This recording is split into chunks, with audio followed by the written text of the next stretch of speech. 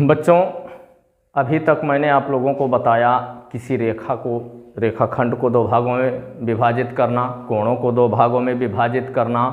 बच्चों, एक चीज़ अभी और छूटेगा जो बस अभी बताने वाला हूँ, लेकिन ये 4 प्रश्न जो दिया है अभ्यास चौथे का सी, उसको पढ़ा करके बच्चों बहुत ज़रूरी होता है किसी बिंदु से किसी रेखाखंड पर लंब डालना।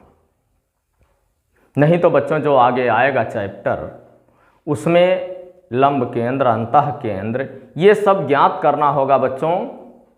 तो रेखाखंड को 2 भागों में बांटना, कोण को 2 भागों में बांटना, इसके बाद शीर्ष से सम्मुख भुजा पर लंब डालना। अगर आप ये नहीं जानते हैं तो निश्चित तौर पर जान लीजिए कि वो प्रश्न आप हल नहीं कर सकते। इसलिए जो भी मेरा वीडियो है बच्चों, सभी वीडियो देखना जरूरी है। रेखा गणित, ऐसा मत सोचिए कि रेखा गणित नहीं पढ़ूंगा काम चल जाएगा। बच्चों, रेखा गणित का आधार होता है, ये जान लीजिए। अंक गणित, बीजगणित पढ़ के क्या होगा बच्चों, जब रेखा गणित आप नहीं जानेंगे। रेखा गणित बच्चों, जब अभी तो आप लोग जूनियर में हैं, जूनियर का अर्थ होता है बच्चों कक्षा 6, 7, 8 को हम लोग जूनियर ही तो बोलते हैं, प्राइमरी जूनियर, उसके बाद हाई स्कूल, इंटर का इंटर, यही सब तो बोलते हैं ना। तो बच्चों 6, 7, 8 में अगर आप इसको नहीं सीखे हैं तो कक्षा 9th से आधा मैथ रेखा गणित होता है और आधा मैथ अंक गणित और बीजगणित होता है। आधा मैथ आप पढ़ करके क्या करेंगे बच्चों, अगर मैथ पूरा नहीं होता है तो। इसलिए बच्चों मेरा हर वीडियो देखना जरूरी है और ऐसा मत सोचिएगा कि रेखा गणित में इसका काम कहीं नहीं लगेगा।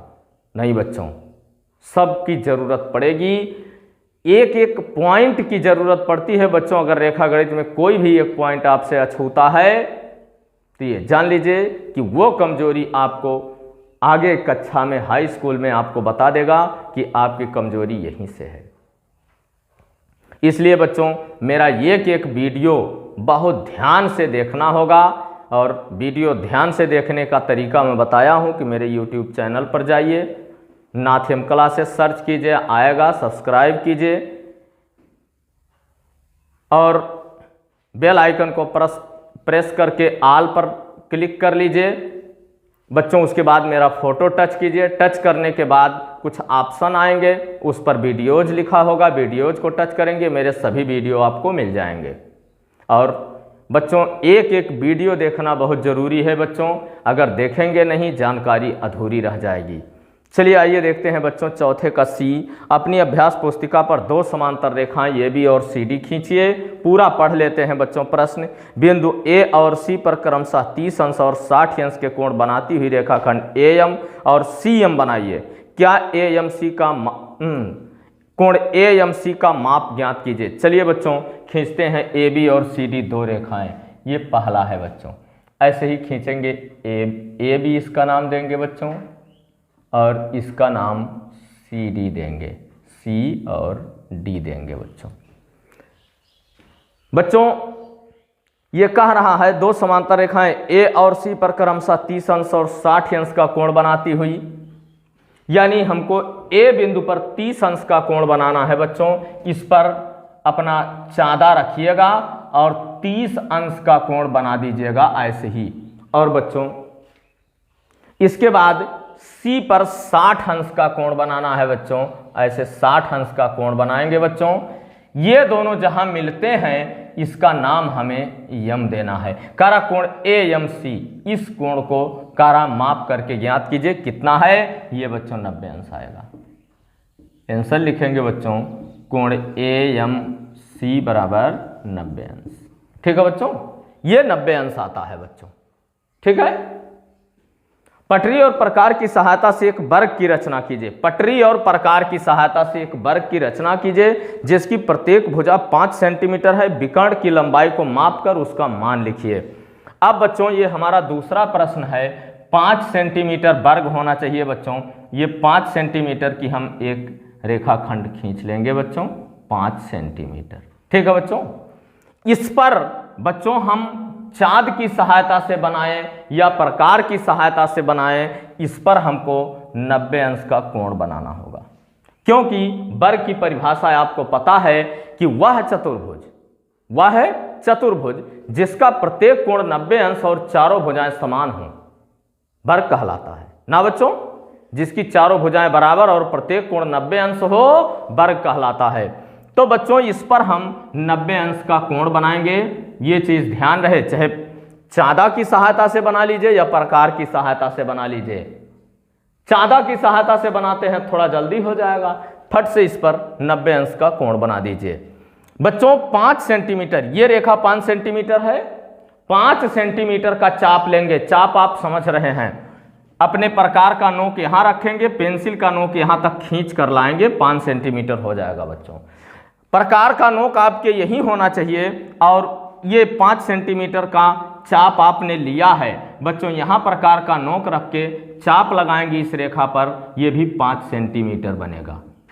चाप को बच्चों कम अधिक नहीं करेंगे, इस बिंदु पर प्रकार का नोक रखेंगे, एक चाप यहां लगाएंगे और दूसरा चाप यहां नोक रख के दूसरा चाप यहां लगाएंगे बच्चों। बस दोनों को ऐसे ही मिला देंगे, ये आपका वर्ग, ये भी 5 सेंटीमीटर होगा और ये भी 5 सेंटीमीटर होगा। चारों 5-5 सेंटीमीटर हो गया बच्चों। समझ में आया ना? पहले 5 सेंटीमीटर का रेखाखंड खींचेंगे, 90 अंश का कोण बिंदु ए पर बनाएंगे। कोई भी बिंदु ले लीजिए, ए बी सी डी जो भी लेना है बच्चों। इस पर प्रकार का नोक रखेंगे, पेंसिल को खींचकर बी तक लाएंगे, 5 सेंटीमीटर का चाप होगा। 90 अंश का कोण बनाएंगे बच्चों। इसी चाप से इस पर एक चाप मारेंगे, ये दूसरी भुजा तैयार हो जाएगी। इसको केंद्र मानकर एक चाप इस पर और बी को केंद्र मानकर एक चाप लगाएंगे, जो दोनों चाप एक दूसरे को सी पर काटेंगे बच्चों। ये भी बीसी रेखा 5 सेंटीमीटर, सी डी 5 सेंटीमीटर होगा बच्चों। कह रहा है विकर्ण को माप कर लिखिए, ये मिला लीजिएगा। या तो अगर इसको मिलाइए ना मिलाइए से कोई दिक्कत नहीं है, वैसे मिला लेते हैं तो बेहतर ही है। डी पर अपने प्रकार का नोक रखिए और पेंसिल को बी तक खींच करके लाइए। इसके बाद पटरी पर मिलान कर लीजिए, कितना सेंटीमीटर है वो बता देगा बच्चों कि इतनी सेंटीमीटर है। आपको कुछ करना नहीं है, बस आंसर में आपको जो भी आता है वो लिख देना है बच्चों, बस। ठीक है बच्चों?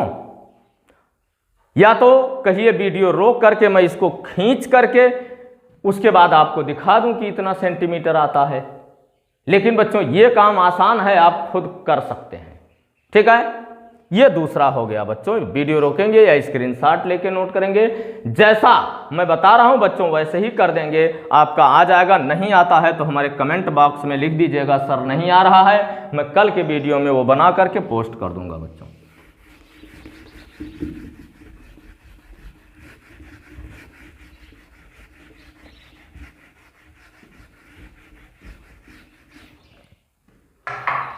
चलिए तीसरा है बच्चों, 4 सेंटीमीटर माप के रेखाखंड AB के अंत्य बिंदु A पर कोण BAC 60 अंश की रचना कीजिए। बिंदु B से AC के समांतर रेखा खींचिए। तीसरा है बच्चों, कह रहा है 4 सेंटीमीटर माप के रेखाखंड AB के अंत्य बिंदु। ये बच्चों हमको AB एक रेखा खींचना है 4 सेंटीमीटर का, ये नाप दिया है बच्चों। 4 सेंटीमीटर का एक हमको रेखाखंड खींचना है। इसके बाद BAC 60 अंश की रचना कीजिए। इस पर A पर 60 अंश का कोण यहां हमको बना देना है बच्चों। 60 अंश का कोण इसको मान लीजिए C। कह रहा कोण BAC 60 अंश, बिंदु B से AC के समांतर, AC के समांतर बिंदु B से रेखा खींचना है बच्चों। ये जानते हैं आप लोग, किसी समांतर चतुर्भुज का के क्रमागत कोणों का योग 180 होता है। 180 में से 60 घटा लेंगे बच्चों, कितना होगा तब? 120 अंश। 120 अंश का कोण अगर हम बिंदु B पर बना देते हैं बच्चों, 120 अंश का कोण, तो ये 120 अंश इसको D मान लेंगे। यही रेखा BD AC के समांतर होगा बच्चों। ठीक है? चलिए ये बन गया बच्चों। इसके बाद और नहीं तो दूसरा तरीका होता है बच्चों, पटरी हम इसको लाइन में पटरी में लेंगे, इस लाइन को यहां डॉट डॉट बढ़ा लेंगे, इस पर 60 अंश का कोण बना देते हैं अगर इस डॉट डॉट पर, तो भी ये AC के समांतर BD रेखा होगा। दोनों नियमों से आप बना सकते हैं बच्चों।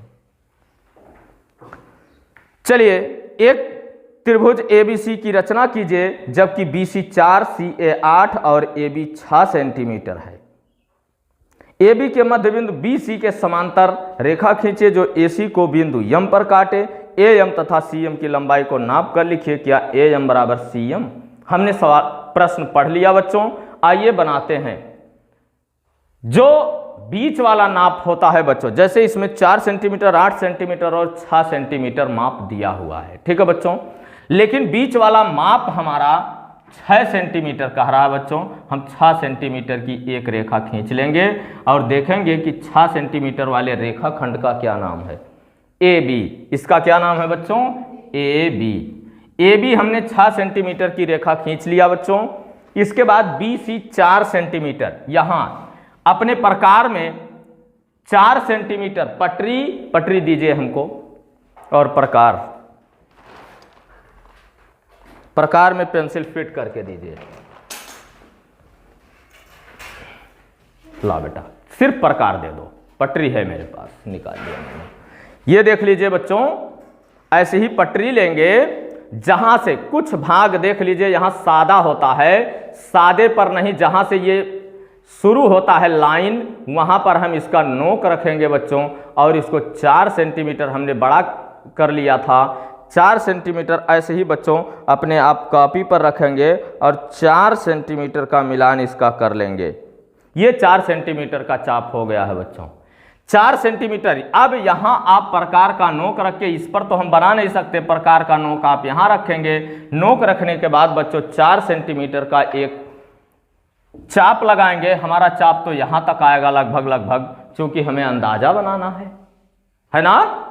तो 4 सेंटीमीटर का चाप लगाएंगे बच्चों। इसके बाद बचता है 8 सेंटीमीटर।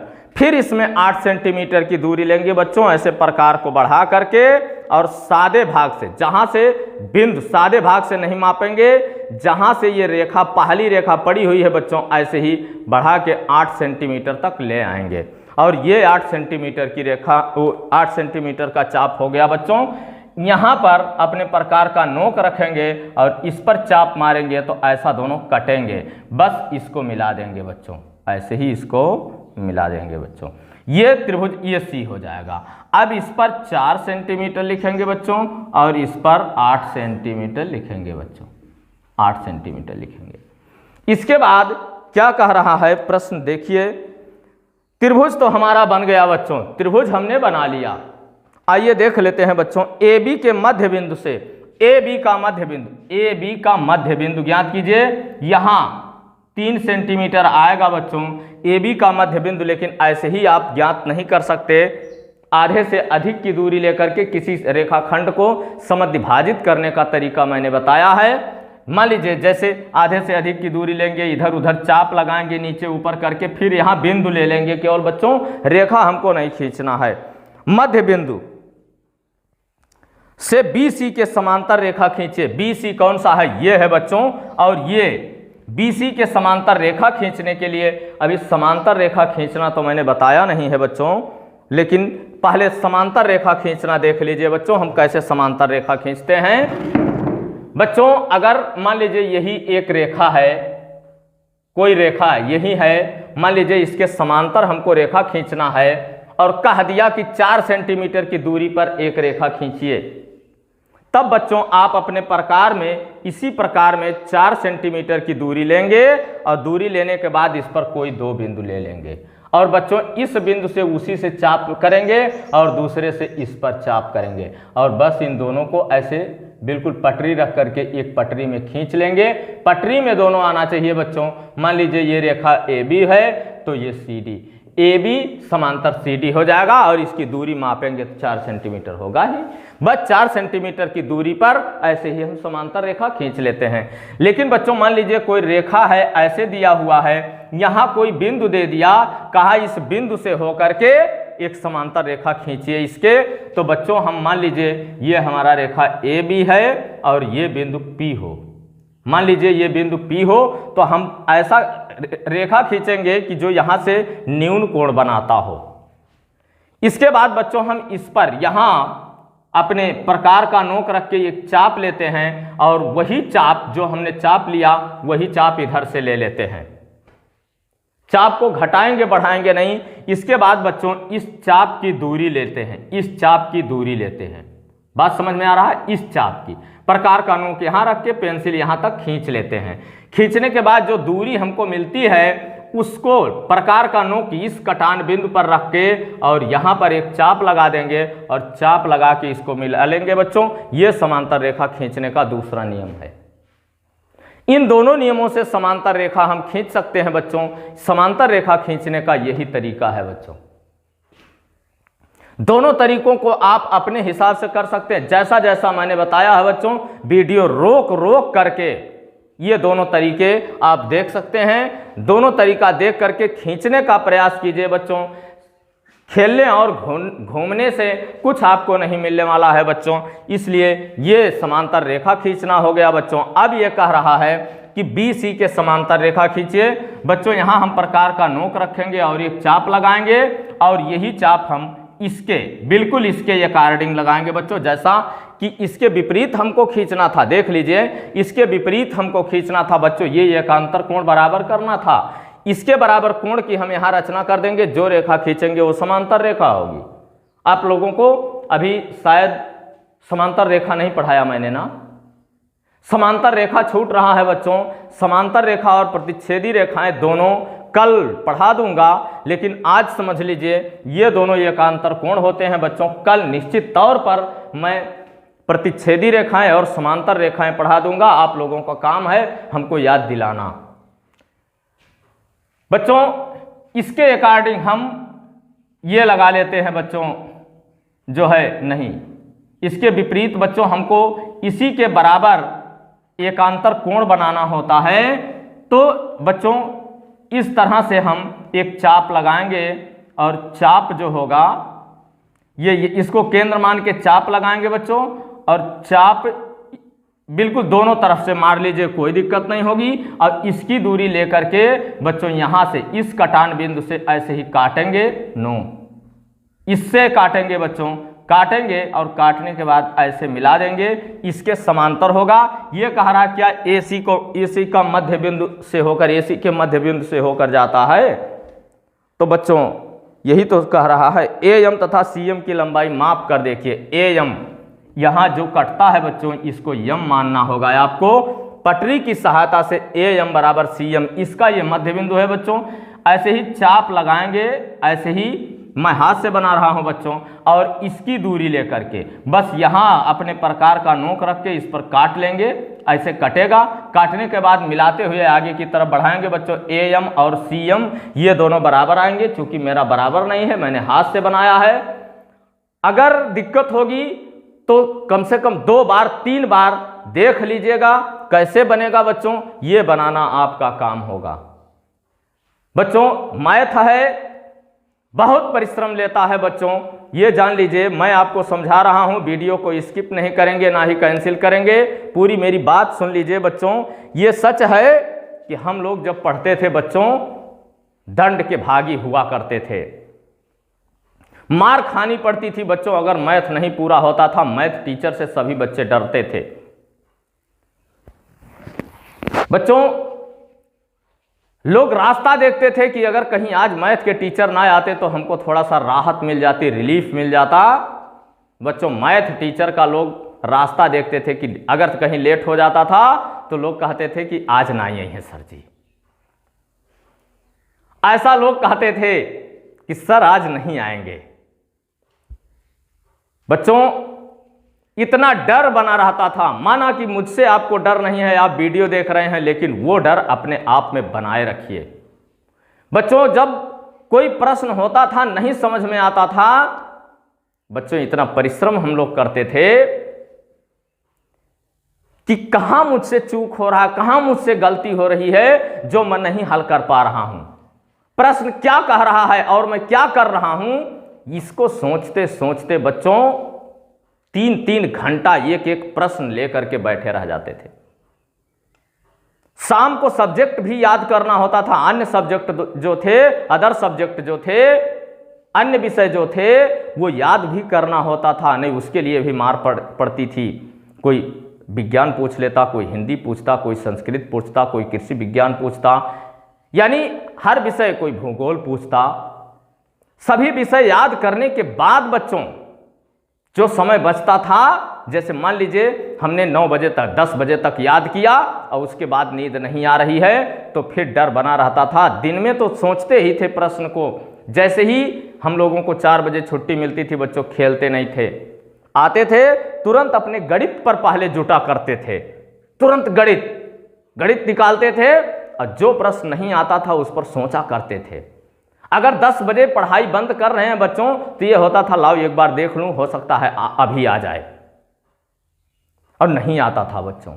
अगर नहीं आता था रख देते थे। और यही नहीं, कभी कभी तो ऐसा हो गया है बच्चों कि बैठ करके, मैं अपनी बात बता रहा हूं बच्चों, बैठ करके सोचते सोचते नहीं आता था, सोचते सोचते बच्चों तकिया पर ऐसे हाथ रख के ऐसा करके सोचा करते थे और पता नहीं कब अपना सर तकिया पर रख के और सो जाते थे बच्चों। पीठ के नीचे किताब हुआ करती थी, लेकिन माँ बाप की आंख अगर खुलती थी तो बच्चों बिजली का दौर कम था, लालटेन धीरे से बुझा देते थे। माँ बाप कहते नहीं थे कि बेटा लालटेन नहीं बुझाए, तुम्हारे पीठ के नीचे किताब पड़ी हुई है। वो लोग इस डर से कि अभी बच्चा जगेगा फिर से पढ़ने लगेगा, सोएगा क्या।